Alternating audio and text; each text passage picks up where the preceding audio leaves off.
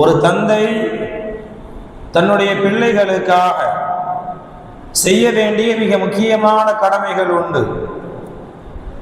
அந்த முக்கியமான விஷயங்களை இப்ராஹிம் அலைஹிஸ்ஸலாம் அன்னவர்கள் தன்னுடைய பிள்ளையோடு இருக்க முடியாத ஒரு சூழ்நிலை வருகிற பொழுது அல்லாஹ்விடத்திலே அதை கொடுக்குமாறு துஆ செய்தார்கள். அந்த 3 விஷயங்கள் மிக முக்கியமானது. ஒவ்வொரு பெற்றோர்களும் தன்னுடைய பிள்ளைகளுக்கு இந்த 3ஐ கட்டாயமாக வழங்க வேண்டும். அதில் முதலாவதாக ஹாஜரா அம்மையாரையும் இஸ்மாயில் அலைஹிஸ்ஸலாம் அன்னவர்களையும் அந்த மக்கத்து பாலைவனத்திலே விட்டு வந்த பின்னால் அவர்கள் செய்த முதல் துஆ, ஒவ்வொரு பெற்றோர்களும் கவனிக்க வேண்டிய துஆ. சொல்வார்கள், ரப்பிஜஅல் ஹாதா பலதன் ஆமினா வஜ்னுபனி வபனிய அன் நஅபுதல் அஸ்னாம். யா அல்லாஹ், எந்த இடத்தில், எந்த வனாந்தரத்தில், எந்த பாலைவனத்தில் என்னுடைய மகனையும் மனைவியும் நான் விட்டு வந்திருக்கிறேனோ அந்த இடத்தை, அந்த நகரத்தை யா அல்லாஹ் நீ பாதுகாப்புள்ள ஒரு இடமாக ஆக்கி அருள் புரிவாயாக. வஜ்னுபனி வபனிய அன் நஅபுதல் அஸ்னாம், இன்னும் சிலை வணக்கங்களில் இருந்து என்னுடைய சந்ததியை பாதுகாத்து அருள் புரிவாயாக என்று இப்ராஹிம் அலைஹிஸ்ஸலாம் அன்னவர்கள் துஆ செய்வார்கள். ஒவ்வொரு பெற்றோர்களும் பிள்ளைகளுக்கு செய்ய வேண்டிய கடமைகளில், துஆக்களில் இது முக்கியமானது. 2 விஷயம் இதில் இருக்குது. முதல் செய்தி என்ன? ஒரு பெற்றோர் தன்னுடைய பிள்ளைக்கு பாதுகாப்பான இடத்தை முதலில் அமைத்து கொடுக்க வேண்டும். இது பெரும்பாலும் எல்லா பெற்றோர்களும் செய்யறோம், அப்படிதானே? பிள்ளைங்களுக்கு பாதுகாப்பான ஒரு இடம் நம்முடைய ஊரில், நம்முடைய வீட்டில் அவங்க சேஃப்டியா இருப்பதற்குண்டான வேலையை எல்லா பெற்றோர்களும் செய்கிறோம். ஆனால் இரண்டாவது ஒரு பாட்டு சொன்னாங்கல்ல, யா அல்லாஹ், சிலை வணக்கங்களில் இருந்து, இஸ்லாத்தை விட்டு வெளியே செல்வதிலிருந்து என்னுடைய சந்ததியை பாதுகாப்பாயாக. இந்த துஆவை எத்தனை பெற்றோர்கள் பிள்ளைகளுடைய விஷயத்தில் நாம் செய்து கொண்டிருக்கிறோம்? பிள்ளைகளுக்காக வேண்டி எவ்வளவு விஷயங்கள் அல்லாஹ்ட்ட கேட்கிறோம்ல. அப்படி அல்லாஹ்விடம் கேட்கிற பொழுது இது பிரதானமாக இருக்க வேண்டும். பிள்ளையினுடைய ஈமானை யா அல்லாஹ் பாதுகாத்து தருவாயாக. என் பிள்ளை இந்த உலகத்துல வாழும் காலம் எல்லாம் முஸ்லீமாக வாழ வேண்டும் என்று ஒவ்வொரு பெற்றோரும் துஆ செய்ய வேண்டுமாம். அந்த பிள்ளையினுடைய ஈமான் கெடாதவாறு அந்த பிள்ளையினுடைய வாழ்க்கையை அமைத்து கொடுப்பது ஒவ்வொரு பெற்றோருக்கும் கடமை என்பதாக சொல்வார்கள். இந்த விஷயத்துல ரொம்ப கவனம் வேண்டும். யூசுப் அலைஹிஸ்ஸலாம் அன்னவருடைய வரலாற்றிலே யாக்கூப் அலைஹிஸ்ஸலாம் அன்னவர்கள் யூசுப் நபியை சின்ன வயசுல தொலைச்சிருவாங்க, அப்படிதானே? நமக்கெல்லாம் தெரியும். சிறிய வயதிலே தொலைத்து விடுவார்கள். தொலைத்த பின்னால் யாக்கூப் அலைஹிஸ்ஸலாம் அன்னவர்களுடைய அந்த கவலை எவ்வளவு காலம் இருக்கும் தெரியுமா? கிட்டத்தட்ட 30 வருஷத்துக்கு மேல யூசுப் அலைஹிஸ்ஸலாம் அன்னவர்களை நினைத்து நினைத்து கவலைப்பட்டு அழுது கொண்டே இருப்பார்கள். குர்ஆனிலே அல்லாஹ் சொல்கிறான் இல்லையா? இப்ப இதுல ஏன் இவ்வளவு காலம் அவர்கள் அழுதார்கள்? யூசுஃபை நினைத்து இவ்வளவு கவலைப்படுவதற்கு ஒரு நபி தான் அவங்க. தொலைந்து போனால் அல்லாஹ் திரும்ப தருவான் அப்படிங்கிற நம்பிக்கை வேணும் தானே?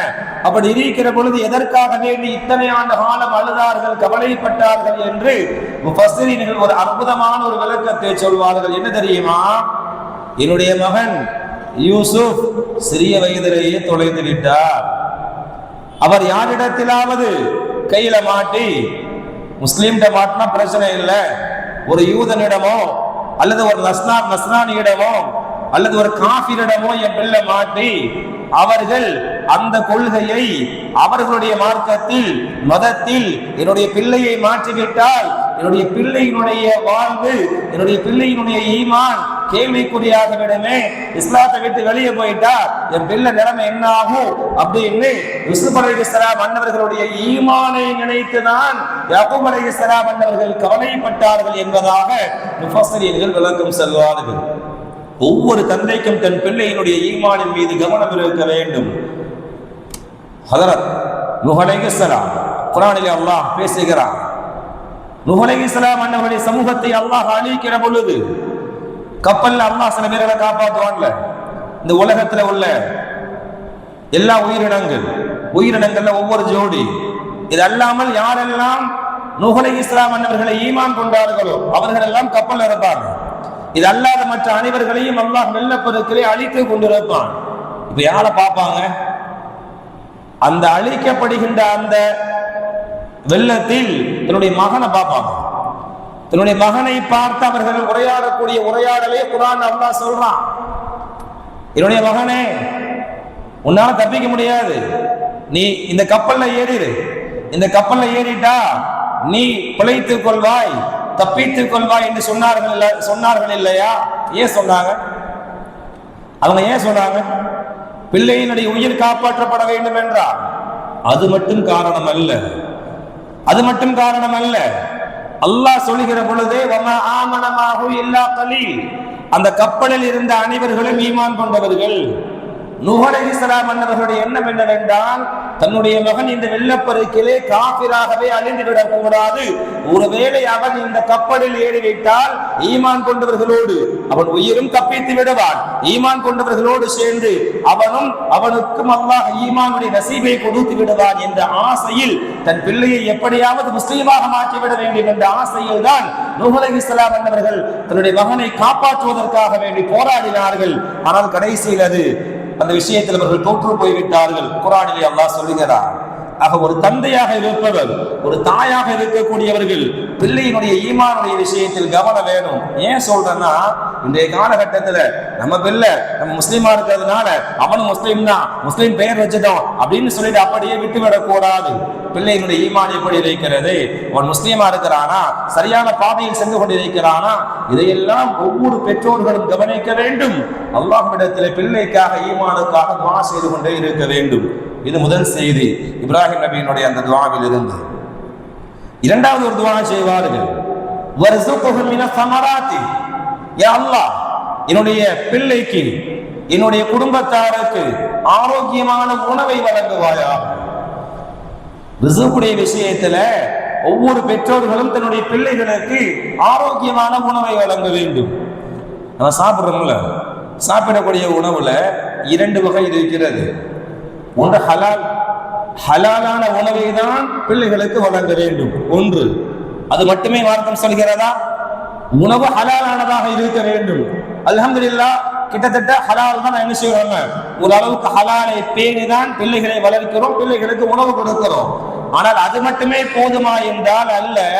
இந்த துஆவிலே இப்ராஹிம் அலைஹிஸ்ஸலாம் அவர்கள் சொல்லக்கூடியது ஆரோக்கியமான ரிஸ்க்.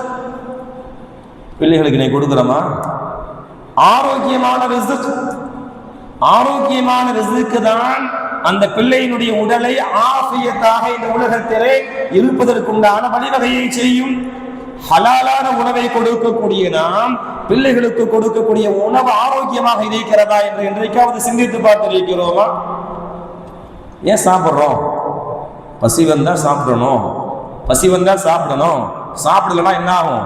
உடல் ஆரோக்கியம் கெட்டு போயிடும். அதானே, பசி வந்தா சாப்பிடணும், சாப்பிடலன்னா உடல் ஆரோக்கியம் கெட்டு போயிடும். உடல் ஆரோக்கியம் கெட்டு போய்விடக் கூடாது என்பதற்காக வேண்டி சாப்பிடுகிறோம் அல்லவா? ஆனால் இன்றைக்கு அப்படியே நேர்மாறாக நாம் சாப்பிடக்கூடிய உணவே நம்முடைய ஆரோக்கியத்தை கெடுக்கக்கூடியதாக இருக்கிறது. இன்றைக்கு சாப்பிடக்கூடிய ஃபாஸ்ட் ஃபுட்ல இருந்து என்னெல்லாமோ இன்னைக்கு சாப்பிடுறோம், பிள்ளைகளுக்கு என்னெல்லாமோ வாங்கி கொடுக்கிறோம். யாரும் எதை பற்றியும் கவலை கொள்வதில்லை. சாதாரண ஒரு 5 ரூபாய்க்கு லேஸ் பாக்கெட் வாங்கி கொடுத்தா கூட அது எக்ஸ்பை ஆனதா அல்லது அது தரமானதா பாக்குறது இல்ல. ஒரு பிஸ்கட் பாக்கெட் இருக்குல்ல, நான் அடிக்கடி சொல்வேன், பிஸ்கட் பாக்கெட் தானே அல்ல, அதுலயே போட்டிருப்பான் ஒரு பிஸ்கட் பாக்கெட் குவான்டிட்டி எவ்வளவு சாப்பிடணும், எதுக்கு மேல சாப்பிடக்கூடாது. சில பிஸ்கட்ல 3க்கு மேல சாப்பிடக்கூடாது, சாப்பிட்டால் அது தொந்தரவு ஏற்படுத்தும். பாக்கெட்லேயே போட்டுக்கிறான். நாம் அதை பற்றி எல்லாம் கவலைப்படுவதே இல்லை. நம்ம என்ன, பிள்ளை கேட்கிறானா வாங்கி கொடுப்போம், ஆசைப்படுறானா. தயவு செய்து பிள்ளைகளுக்கு ஹலாலான உணவை எப்படி கொடுப்பதற்கு நீங்கள் சிரமம் எடுத்து நீங்கள் ஹலாலான உணவை கொடுக்கிறீர்களோ அதே போன்று ஆரோக்கியமான உணவையும் பிள்ளைகளுக்கு என்ன செய்யணும், கொடுக்க வேண்டும். இது இப்ராஹிம் அலைஹிஸ்ஸலாம் அவர்கள் கேட்ட துஆக்கள். இரண்டாவது 2 செய்தி சொல்லிருக்கோம்ல. முதல் செய்தி என்ன? பிள்ளைகளுடைய உயிரையும் பிள்ளைகளுடைய ஈமானையும் பாதுகாக்கக்கூடிய முதல் செய்தி. இரண்டாவது, பிள்ளையினுடைய ஆரோக்கியத்தை, உடல் ஆரோக்கியத்தை ஒவ்வொரு பெற்றோர்களும் கொடுக்க வேண்டும் என்பது இரண்டாவது செய்தி. மூன்றாவது ஒரு துவா செஞ்சாங்க, அது மிக முக்கியமானது. என்ன அப்படின்னா, ரப்பனா வபஅத் ஃபீஹிம் ربنا وبعث فيهم رسولا منهم يتلو عليهم آياتك ويعلمهم الكتاب والحكمة ويزكيهم. மூன்றாவது துஆ செஞ்சாங்க, யா அல்லாஹ் இந்த நகரத்திலே, மக்கமா நகரத்திலே பிள்ளைகளுடைய கல்வை சுத்தப்படுத்தக்கூடிய, உன்னுடைய இல்மை கற்றுத்தரக்கூடிய ஒரு ஆசானை அனுப்பி வைப்பாயாக. துஆ செஞ்சாங்கல்ல, இதுல நம்ம என்ன விளங்குறது? பிள்ளைகளுக்கு உயிர் பாதுகாப்பு நம்ம தான் கொடுக்கணும், பிள்ளைகளுடைய ஈமான் பாதுகாப்பு நம்ம தான் வழங்கணும், பிள்ளைகளுடைய ஆரோக்கியத்தை பேணுவதற்கு ஹலாலான ஆரோக்கியமான சாப்பாடு நம்ம தான் கொடுக்கணும். இதையெல்லாம் தாண்டி பிள்ளைகளுக்கு நல்ல கல்வி வழங்கக்கூடிய ஆசானை தேர்ந்தெடுக்க வேண்டும். இந்த விஷயத்துல நம்ம எப்படி இருக்கிறோம்? கல்வி கொடுக்கக்கூடிய ஒரு நல்ல ஆசான். இன்னைக்கு உலக கல்வி விஷயத்துல பிள்ளைங்களுக்கு எந்த ஸ்கூல்ல டாப்பா இருக்குது, என் பிள்ளை எங்க படிச்சா நல்ல மார்க் எடுப்பான், அந்த மார்க் வச்சு எங்க நல்ல வேலைக்கு சேரலாம் அப்படின்னு இன்றைக்கு பிள்ளைகளுக்கு உலக கல்வியை கொடுப்பதற்காக வேண்டி என்ன செய்யறோம்? டாப் கிளாஸ் கல்வி ஸ்தாபனங்களை தேடுகிறோம் அல்லவா? இங்க இப்ராஹிம் அலைஹிஸ்ஸலாம் அவர்கள் கேட்ட துஆல எந்த கல்வியை சொல்றாங்க? உள்ளத்தை பரிசுத்தப்படுத்தக்கூடிய, உன்னுடைய இல்மை கற்றுத்தரக்கூடிய ஒரு கல்வி ஆசானையாவா இந்த மக்கமா நகரத்தில் வெளிப்படுத்தி என்று அவர்கள் கேட்கக்கூடிய அந்த துவா என்பது பிள்ளைகளுக்கு மார்க்க கல்வியை ஒவ்வொரு பெற்றோரும் கொடுக்க வேண்டும். அந்த மார்க்க கல்வியை தரமாக கற்றுக் கொடுக்கக்கூடிய ஆசானை பிள்ளைகளுக்கு ஏற்படுத்தி கொடுப்பது பெற்றோர்களின் மீது கடமை என்பதாக இந்த துவாவின் அடிப்படையில் சொல்லி தருவார்கள். ஆக மூன்று விஷயமும், நாம் சொன்ன அந்த மூன்று விஷயமுமே ஒவ்வொரு பெற்றோர்களும் பிள்ளைகளுக்கு செய்து கொடுக்க வேண்டும். அதை அல்லாஹ் தஆலா கட்டாயமாக ஆக்கியிருக்கிறார் என்பதாக